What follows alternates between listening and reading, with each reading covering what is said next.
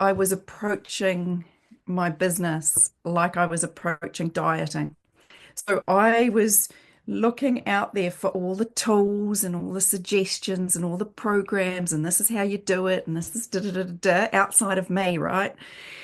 And going, if I do it, if I just get it perfect, if I can just follow the rules in the right way, then I'll get the results and the money will come in. It's very common for people with eating disorders to have an incredible resource of pushing.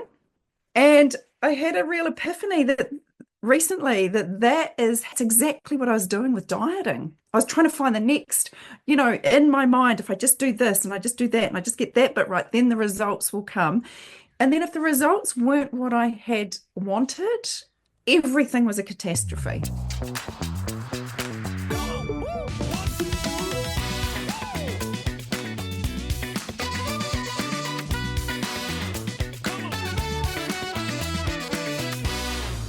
Welcome to the Feminist Wellbeing Podcast. I'm your host, Stephanie Dodier, non-diet nutritionist, certified intuitive eating counselor, and cognitive behavior coach. And I've earned myself a PhD in diet culture. And at the age of 40, after graduating from a 25-year dieting career, I said no more. And I'm here today to guide you on how to feel damn good by reshaping your mind instead of your body. In this podcast, we're going to talk about the business becoming someone who has a business in the field of the weight neutral health coaching with one of my students, Emma. And this interview is following an interaction between me and Emma in one of my program, the non-diet coaching certification. And Emma is a weight neutral coach in New Zealand. She came to me to learn coaching and also to learn how to do business with ease. And in the last couple of weeks, we got to the root cause as to why Emma found doing business as a coach so damn difficult. And I wanted to share this insight, awareness, this ha-ha moment that Emma had as it was fresh in her mind, because I find this to be so frequent in my students, and it was my roadblock to make building a business in the weight neutral space easy for me too. And I'm going to kind of give you a hint of where we're going with this podcast episode. The introduction to this podcast is learn how to feel damn good by reshaping your mind instead of the size of your pants. Take this and apply this in the circumstance, in the context of business. Learn how to make money in your business without hustle by reshaping the way you think about business, not about doing more. So, and Emma will talk about this. What I found myself stuck into at the beginning was hustle culture, the version of diet culture in the business world. Sometimes I refer to it as bro marketing or bro way of doing business, that very patriarchal, competitive hustle way of doing business. We leave diet culture, we change the way we eat, we work on our body image, we work on our professional skills, but we don't or haven't yet or don't know that we have to do the same level of work in how we think about business. So we come to the world of business with that social conditioning and we struggle. And we not only struggle because we work too damn hard, but it's an emotional roller coaster. Raise your hand if that's you. Like you are on the emotional roller coaster of business. And it gets exhausting and you burn out. Or maybe if you haven't burned out yet, it's because you just keep pushing through. And at some point you will, because we cannot build a business. We cannot create employment with ourselves at the cost of our well-being. That's what we're going to unpack. Emma's willing to share her journey. She's been in this business for years, and how things have changed for her since she had this awareness. She calls it the diet culture way of doing business. If you have a business in the space of health, I highly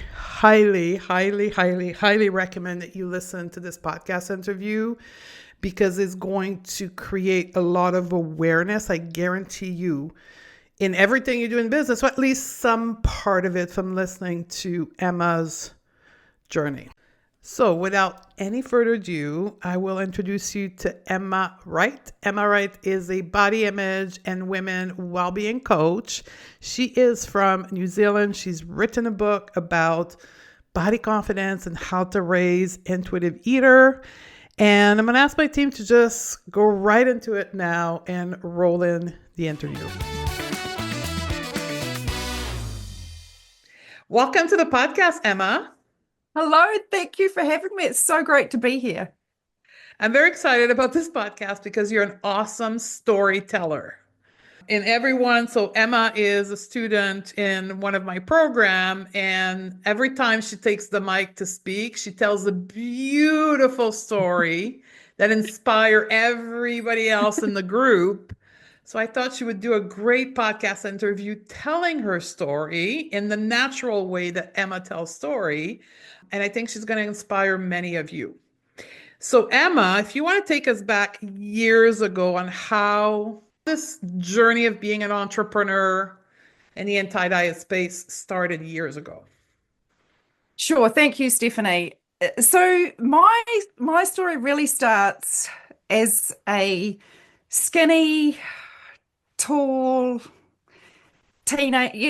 pre-teenager who had no thoughts about food or her body, who lived in a family that dieted. I had parents who were, I was born in the 60s. I grew up in the 70s. My parents were on the Atkins diet and the Weight Watchers and the calorie counting and the whatever. There was a million diets going on in the world.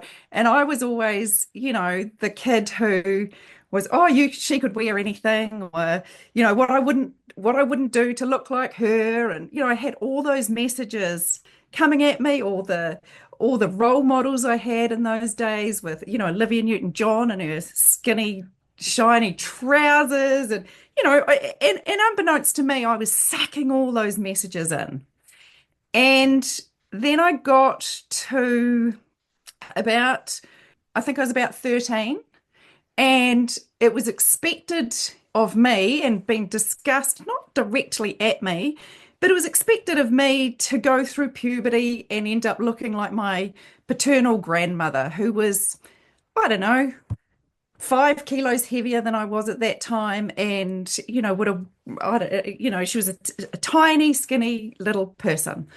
And that is not what happened. It was like someone put a bike pump in my mouth and kind of blew me up overnight. And it felt like I just went from that skinny, carefree person to this unwieldy body below my neck. Overnight, I had boobs with stretch marks. I had hips with stretch marks. I had stretch marks down the inside of my thighs. And while none of that diet talk had ever been directed at me personally, and I had never consciously thought that is directed at me, I inherently knew at that point that I was the fault of my body and that it was really, really important for me to do something about it. Like it felt like a moral obligation on top of the intense shame that I felt.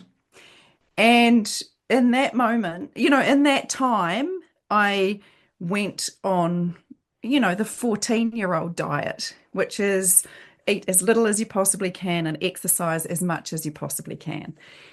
And that very quickly led to an eating disorder that took hold of my mind and stayed there for a very long time. And the kind of things I did to try and escape that were all focused on this idea that if I could just get my body under control, then the craziness in my mind would disappear. So I became a an athlete. I became very, very focused on exercise. I won a national title. And people, the comments I would got were always how healthy I looked. Because in those days, in the early 90s, it was really expected that you looked a certain way if you had an eating disorder. And if you didn't look that way, you were absolutely fine. And my eating disorder never got me to a point where people on the exterior were concerned about me, which led me to think there was nothing actually. I had this eating disorder where I had no period. I had hair growing, fuzzy hair growing over my body. I was freezing the whole time. I had no energy. And yet I, on the outside, just looked what people kept telling me was healthy. Oh, you look so healthy. You're such a great, so the conflict in my mind of that just kept me in that desperate cycle. I then found a kind of co-opted intuitive eating regime where for the first time in my life I started to hear the message that I could actually trust. I could actually let go of food rules and trust my intuition and go into my body and listen to my hunger and fullness. And I started to do that and I want to make this really clear to people, with the intention to lose weight. And that was kind of a stepping stone to me that I don't know at the time if I could have gone straight into, I mean, maybe I could have, I don't know, but I didn't find real intuitive eating. I found this kind of co-opted, and that worked for a while because I lost weight on it. And then that started to not work. And when I say not work, yes, my body started to put weight on, but the real craziness in my head, the mental noise, the waking up first thing in the morning and thinking about food came back, even though I didn't, what I thought, have strict food rules that I used to have.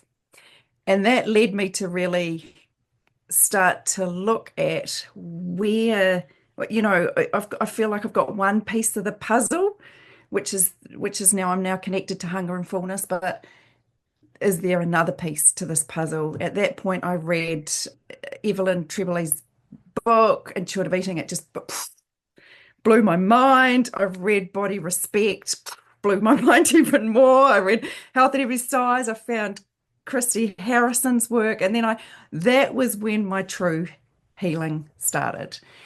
And that then led me into this experience of I started to feed my kids very differently, and that's a whole big story in itself. But I started to have parents ask me, "What are you doing?" Like I've got a child who won't come to the table or goes to a party, and all they'll do is sit there shoving food into their mouth at the party, don't know what to do.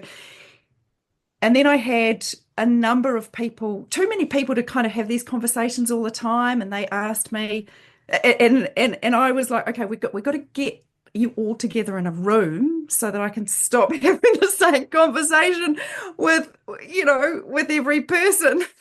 Got people together in a room, and one of the mums, unbeknownst to me, went to the principal of our school and said, "Can you please get Emma to come and talk to the school because this has been so helpful." So I did that, and that kind of set a ball in motion of me going around schools in New Zealand talking about how to raise kids outside of diet culture, which led to a contract with HarperCollins to write a book about the knowledge at schools, which led me to you, Stephanie,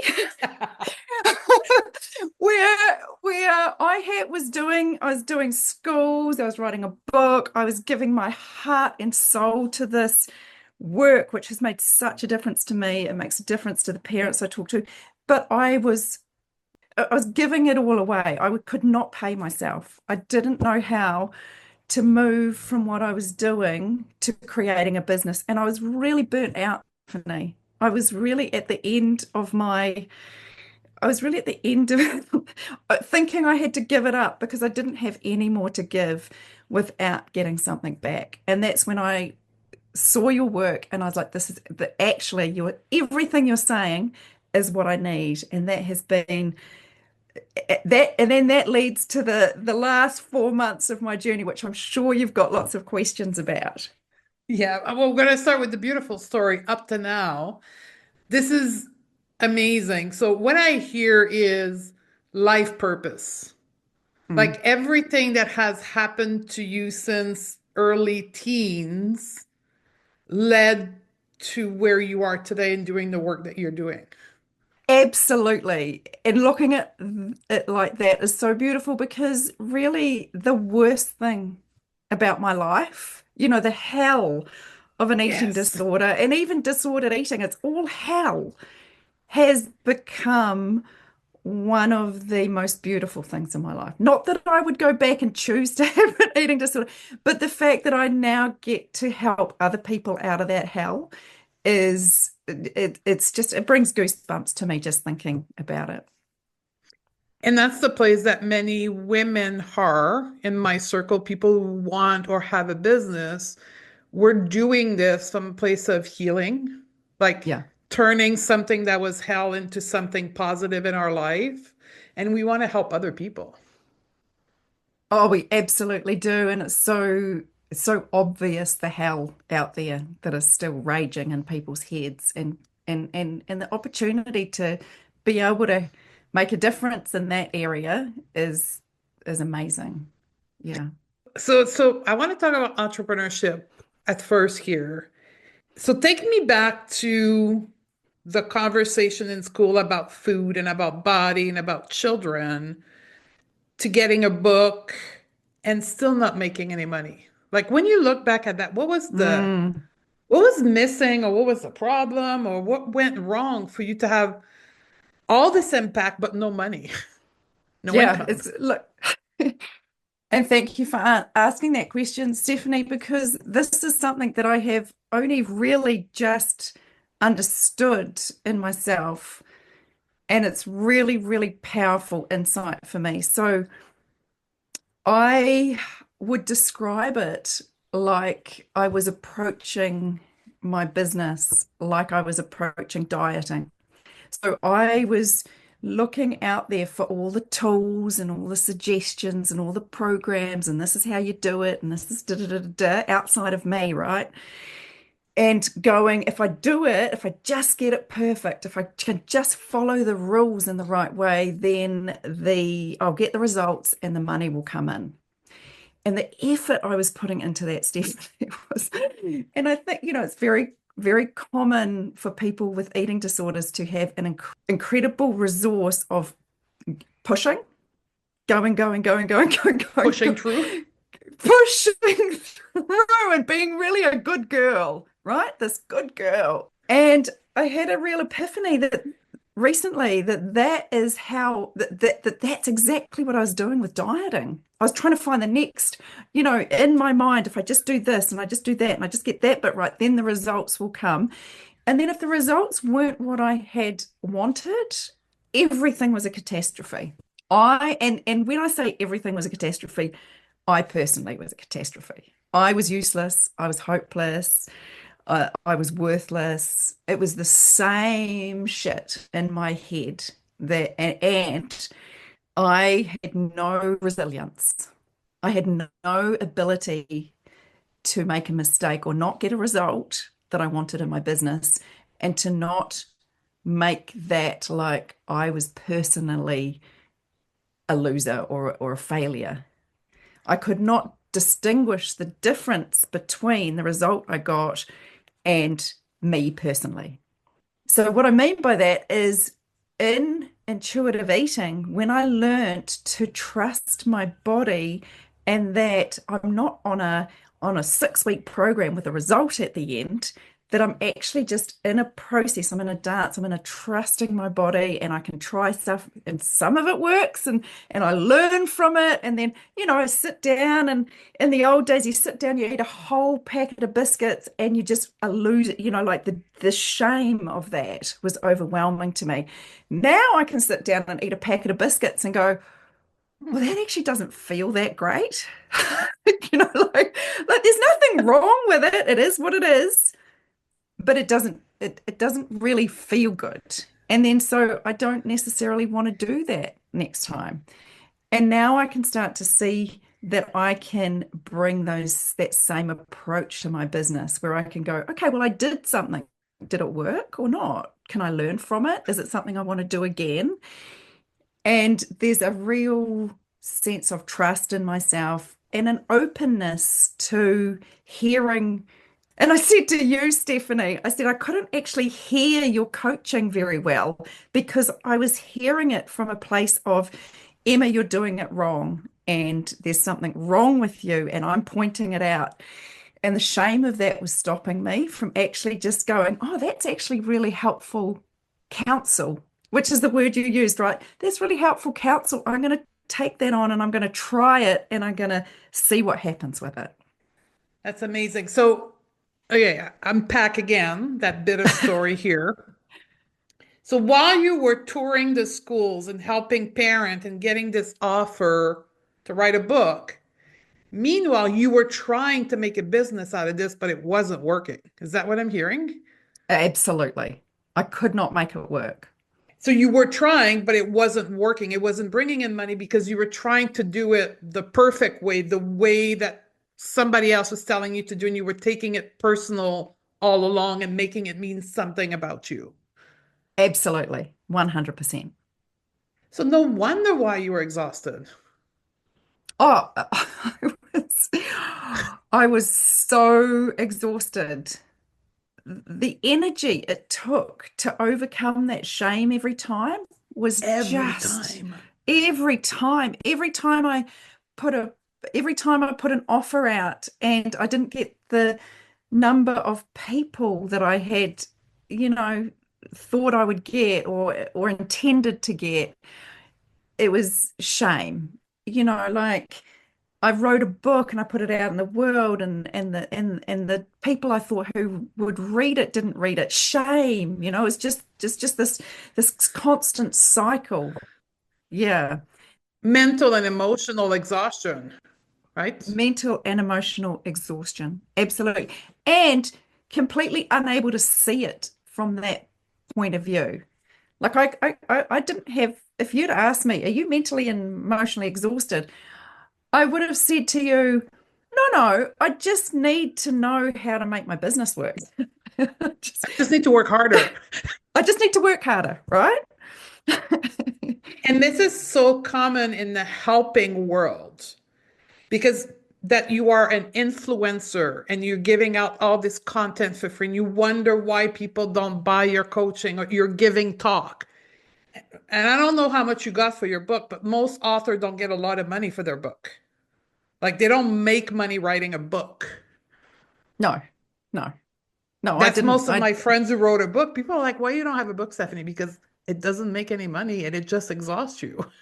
Writing a book in some ways was it was a gift. And so, Yes. like in a lot of ways, it was a gift. And I felt very privileged to have, to be given in advance and Yeah. all that stuff and at the same time, when I look back, I can just so see how the way I was writing that book was in desperation. And I would write a very, very different book now if And you I had will in that the book. future. And if I get to write another book or I should say actually if I choose to write another book in the future, which I may Yes. do because I do love words and I love writing and I love storytelling, it will be a very, very different book and I'll be writing it for a very, very different reason. Yes. I was trying Instead to, of desperation, it's going to yeah, be pleasure. it's going to be pleasure, and it's going to be really much more about the the gift of this work to other people, as opposed to I'm trying to show the world that I can fucking well do this. And this is going to be my proof. And I don't feel, that's really just disappeared in the same way that it was really, I just couldn't see a world where if I didn't get my thin body, I could be okay with myself. I just couldn't see how that was ever going to be possible for me. And it's like that with my business. I couldn't see a world where if I wasn't earning the six-figure income and being successful in business, I could not call myself a business person. I was not I couldn't couldn't do anything. I couldn't have joy in it. I couldn't serve people if I wasn't getting that result. And then so the next book, if I choose to do that, would come from a very, very different place. So what you're describing is this atom that I often say is like how we do one thing is how we do everything. Yeah. So how you related to food is how you related to your body, and unbeknownst to you is how you related to your professional part of yourself. That's so true. So I've been in your program for 4 months. And every time you said that, I'd kind of get cross with you. I'd be Yeah. like, I'd be like, what are you talking about, Stephanie? Like, I would get irritated. Like, I'm here for body image coaching and intuitive coaching and the rules for how to run a business in this area. I don't need coaching in that area. Thank you very much. Unbeknownst to you, you needed it. And oh, it was so profound when I actually could get past myself and actually hear what you were suggesting to me. Actually hear that you weren't on the other end going, I'm pointing out your flaws, Emma. That's what I heard. I'm pointing out your flaws and you should do something about them. You know, and it took me, it took me a long time to be able to get past that shame and go, actually, Mm. she's offering me something that I could learn from. She has no interest in pointing out my flaws. She knows that I'm pointing out my own flaws all the bloody time. I don't need Stephanie to point them out. Yeah. Let's make a parallel to parenting then. Because you also Yeah. mentioned that I did not know that because we don't have conversation in my program about parenting in this particular case, but you're telling me that your parenting has also changed. Is there a relationship to that as well? It's exactly the same, Stephanie. I was relating to myself as a mother Yeah. by looking at the behavior that my children displayed. And I was very much in a world of good parents have kids that behave in certain ways. And my children were not behaving in those socially acceptable, if you're a good parent ways. And I was getting exhausted with focusing on trying to change their behavior and making it like my job, like I had some kind of power over my children to change their behavior. And what I have learned in the process of, and I knew that intellectually. I want to make that really, I knew that intellectually, but I didn't know that as a way of being. And I didn't know that actually, even if other people were judging me on my children's behavior, that I didn't need to judge myself because the world has not changed. I get I'm judged. I get emails from my school and I get other parents saying stuff and and that has not changed. But my reality that I am the exact parent my kids need has changed. So I'm now not relating to myself like I'm a shit parent because of my children's behavior, which actually has created a relationship between us where they are no longer feeling judged by me at every minute of the day. they are no longer feeling judged, and therefore their behavior that isn't really working for them, because that behavior that society doesn't like of teenagers is behavior that doesn't actually really work for the teenagers either. But when the whole world is telling them they shouldn't behave like that, they're like, fuck off. I'm Yeah. I'm going to double down because you can't change me. So when I'm relating to them, like their behavior, both productive and unproductive behavior, is totally from them, then they can also celebrate the stuff that is really working for them. And I was stealing that from them. My God. Like I was like, when they had a success or they did something to be proud of, I was making that mean like that came from me because I'm a good parent, as Yes. opposed to awesome. That is you. That's got nothing to do with me.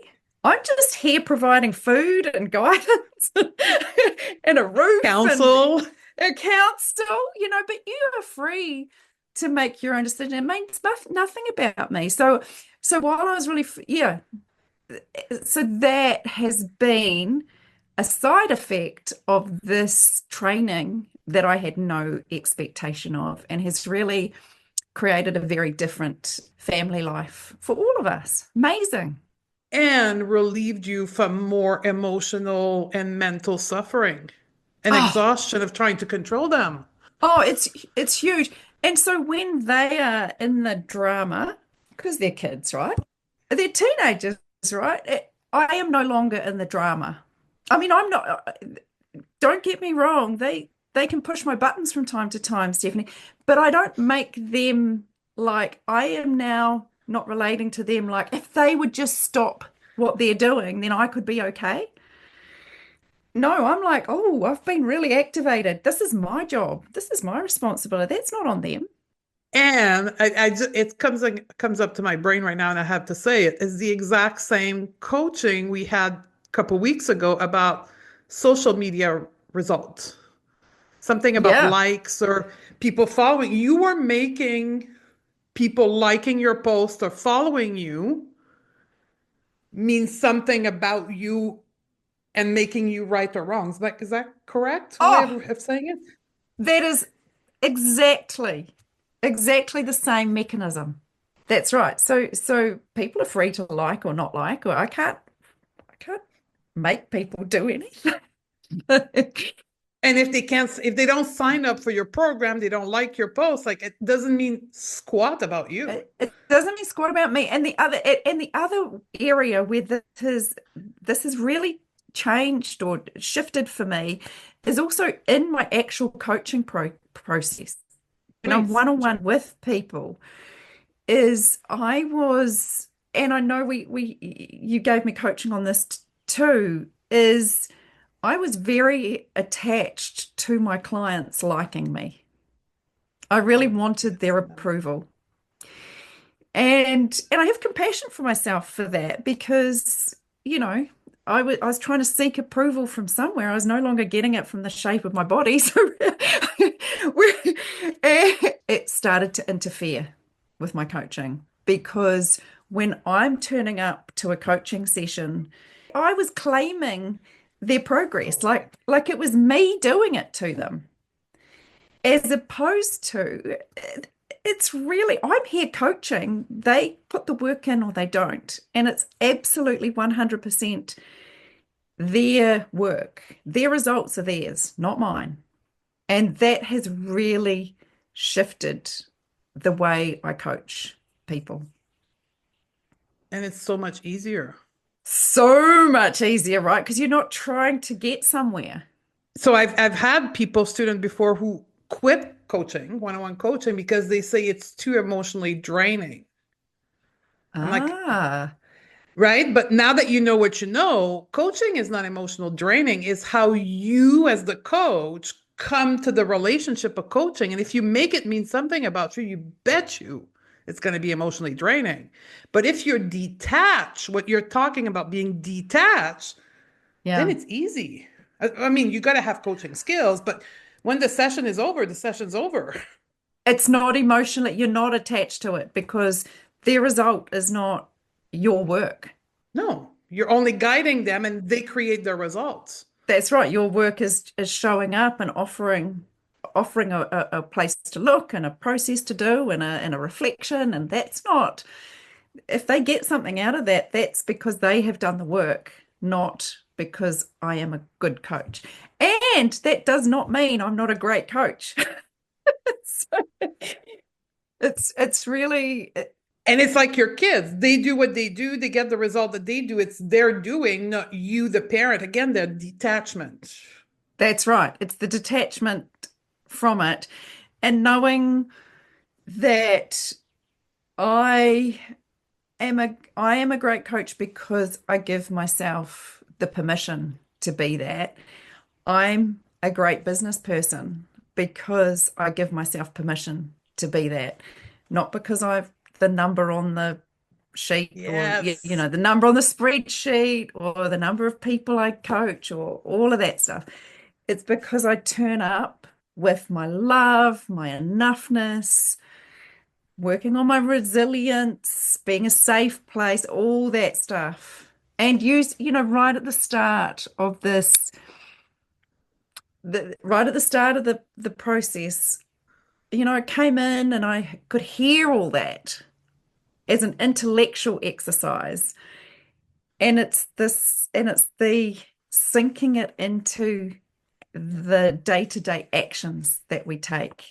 That is the extraordinary gift of it. And that's Yeah. coaching. Like when coaching is done well, that's exactly what coaching is. It's I put the same information to everyone, I say the same thing, but it's what the client makes of it. That's right. That's what you Yeah, made out of it day to day to day. that's right. It's the same with your client. And it's the same with health, right? It's the same with the Yes. way we turn up to it's the same turn up to our daily walk, or if we do one, or it's not the result you get at the end. It's the way that you're coming into it and the detachment from that result.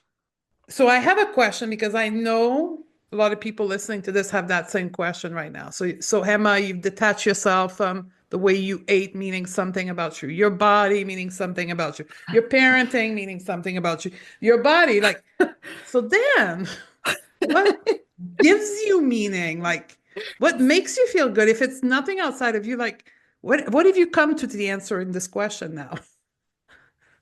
Well, this I'm giggling. I'm giggling at you, Stephanie, because I get to say, and the power in that, Stephanie, holy moly. I mean, it's so simple and it's so ridiculously great way to live. It really, the idea that it's as simple as that. It's like all those thoughts we have in our brain that we've just borrowed from all the messages we've had, all the observations we've made, and all the books we've read, and that we can just kind of let go of all that and go, actually, I'm a great parent because that's what my commitment is. Do I need coaching on that? Sure. Am I going to fuck it up sometimes? Sure. Perfect. But the mistakes I make mean nothing about me other than I get to say. And that's the core belief, in my opinion, of all the things I do. Like when I talk about food, about body, and about business, people come to those circumstances without the core belief in themselves. My mission, no matter what circumstance, is to help people reconnect to that core belief that they are good enough. And that is what I have got out of this. My body's good enough. I'm good enough at business, good enough at parent, good enough at my relationship. I want to close this up with business because you said something in this morning. So we had a call by her. For anybody, like the background of this is the second time today we're spending an hour together. But you had this epiphany and you were telling us about how now you're relating to your business. And you said something, now my new title is, can you like walk Yeah, everybody through what you've now decided that your relationship to your business is when your title is in your business? absolutely. So I'm going to tell a little bit of a Yeah, story around this. Around go for this. it. So I was in a real funk. I had decided I was going to leave the course. I I was like so hated your coaching, Stephanie. I was like, you don't get it. This is ridiculous. Going to throw it all away. And then you got me to do some work on looking at my core belief. And that I was really trying to intellectually get it. And then I watched a video for like 2 minutes about how the way we come to business is exactly the way we came to diet culture, we came to food. And I was in the shower and I had been trying to come to this new core belief, and it just smacked me in the head that when intuitive eating really shifted for me, it was when I suddenly experienced the idea that I could trust my body, that it came from within, that it wasn't about external rules to follow. And I suddenly said to myself out loud in the shower, oh my God, I could be an intuitive businesser. And Yeah. all the parts just kind of sprinkled down with the water, like, oh, so there's no, oh my God, I'm not like on a program, a business where I'm trying to get it right. I'm not trying to get, like eat at the right time of day and blah, blah, blah, blah. It's just, I can actually go into myself and look at what I'm doing and have an experience of trust in myself. And it was like the world looked different. In that same way, when you get intuitive eating and that you can trust your body to tell you what to eat and that you can work with it, it was like I could suddenly hear your coaching about, oh, you could, if you're not getting the result in your business, it doesn't mean anything about you. You could just change this. Like it was much more about the way I'm engaging with my desire to serve my customers with love and for have them get the same goodness in life that I've got rather than trying to get the results out somewhere in the future. Pretty powerful shit. I tell you, I went into that shower like, the world was ending and I came out of it like The the world is world a new world. there's a, there's a, there's a new world. And I said to you this morning, it's like I've got new ears and I've got new eyes on my business in the same way that when I started to really embody intuitive eating, food looked different to me. My clothes looked different. My body literally looked different in the mirror, all that kind of, even though there was a lot of work to do, um, to really solidify that. It was that I'm an intuitive businesser just really made sense to me. And we're at the end of the year 2024. So you're going to start 2025 with this new perspective. And I Yeah. guarantee you the result will be different, whatever that is. That is money or not, or just pleasure of life. Oh, look, and the thing is like it's really interesting that you say that to me because 6 weeks ago, if you'd said that Yeah. to me, I would have been like, oh, yay, that's exciting. The result, I'm going to get the results. I'm doing this. And it's like, yeah, the results will be different, sure. But the experience of being a business will be Yeah. so different. And that's what I'm excited about now. Yeah. Now it's going to be fun. It's going to be fun. I know. And I hear the people listening to this calling our bullshit right now. Like they're listening to both of us. Like, that's nice. Like, it's not like that in my Nice for world, her. right? They're being activated with us saying it can actually be fun, but it's true. It is really true. And that's the beauty for me being an entrepreneur. That's why I believe in lifestyle business, particularly for our group of people, because our business is there to support the life we want to live.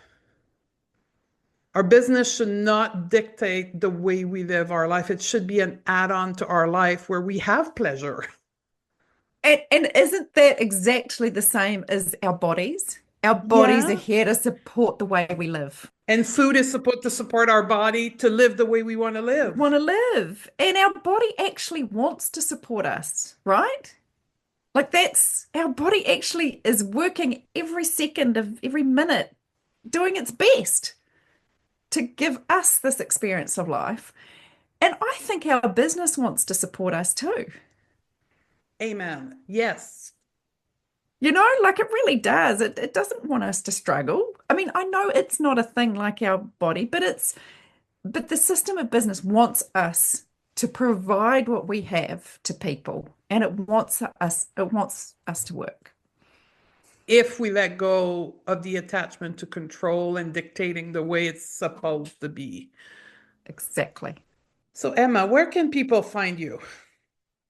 They can find me online at emmawright.co.nz. They can find me in Arrowtown, New Zealand. Yes.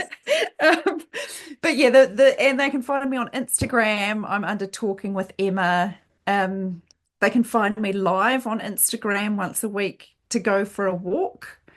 I have teamed up with another amazing coach from your course, Stephanie, and we go for a walk once a week on Instagram. We do a body scan. We get out of our heads and into our bodies, and we talk about with each other about questions that come up very regularly with our clients, and we discuss them. So it's a little taster of how body image coaching works and hearing answers about it. And what's the name of your book for anyone interested as a reading a book? My book is called Body Confident, and it's a guide to raising happy eaters. And you can find that in all the places you find books, Amazon. It's on Spotify. If you've got Spotify Premium, you can listen to it. So, yeah, easy to find. Thank you very much for sharing your talent at telling stories. Here comes your writing background, but thank you very much for your talent in telling story and being so inspirational with your story. And I know you will inspire many people that want to help the world in the context of their business as well with this story today. Thank you. Thank you so much, Stephanie. And thank you for making all this new way of being possible. You're creating a space for us, all of us in the course, to step right forward. It's really been the best thing I've ever done. Even though I annoy you every week and I trigger you. Even though sometimes I'm like, even though, absolutely. Yeah. Thank you, Emma. Pleasure. Great to be here. Thanks for having me. Hey, my sisters, if you are loving what you are learning on the podcast, you have to come and check out our feminist mentorship masterclasses and our internationally recognized non-diet coaching certification on our website at www.stephaniedode.com/shop. This is where you can get the individual coaching and the support to take the concept thought on the podcast to the next level. Embrace our well-being in a way that will expand our collective freedom and power. Come and join myself and other women to learn how to reshape your mind, not your body. I'll see you there.